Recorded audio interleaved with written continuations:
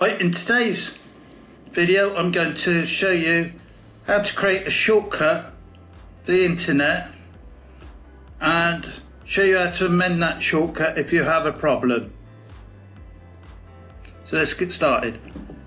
So if I do a right click on my desktop and then go to shortcut, second one down on the right,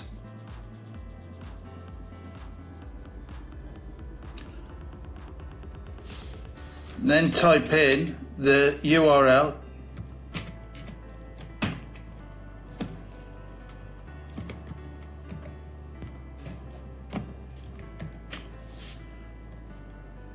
and go to next.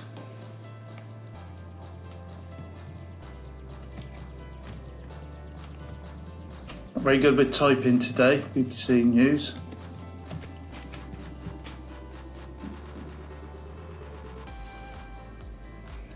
And you can see the shortcut there. So if I do a right click on the, well, we'll test it first. So if I do click on it, it takes me to the BBC website.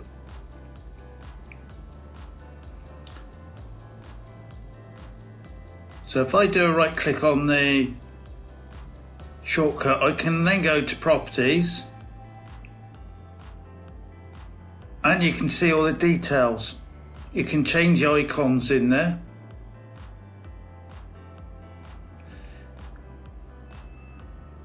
So you can also look for an icon.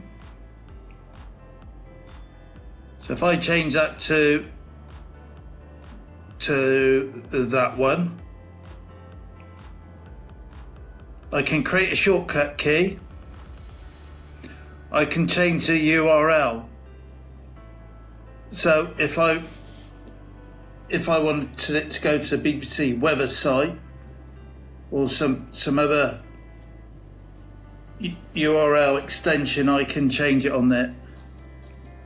It's like the URL may need HTTPS in it. So you've got the details in there.